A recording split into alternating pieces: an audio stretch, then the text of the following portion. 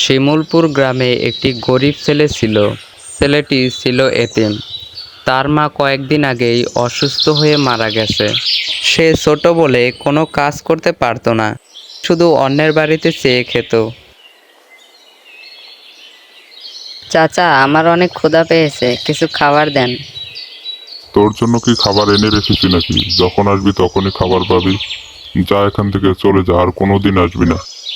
এরপর ছেলেটি মন খারাপ করে সেখান থেকে চলে গেল। আর বাড়িতে গিয়ে সে মন খারাপ করে বসে রইল।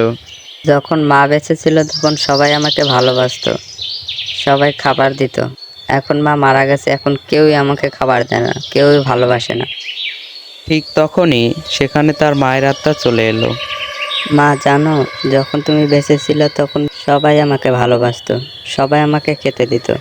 আর এখন তুমি চলে গেছো, এখন আর কেউ আমাকে ভালোবাসে না, কেউ আমাকে খেতে দেয় না, বাড়িতে গেলে আমাকে বের করে দেয়। তুমি আবার এখানে চলে এসো।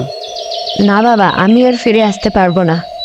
কিন্তু তুই চিন্তা করিস না, আমি তোকে একটা জাদুর পোটলা দিচ্ছি। এটার মধ্যে হাত দিয়ে তুই যা চাইবি তাই পাবে। তোকে আর কারো বাড়িতে চেয়ে খেতে হবে না। এরপর ছেলেটির মা তাকে জাদুর পুটলাটি দিয়ে অদৃশ্য হয়ে গেল।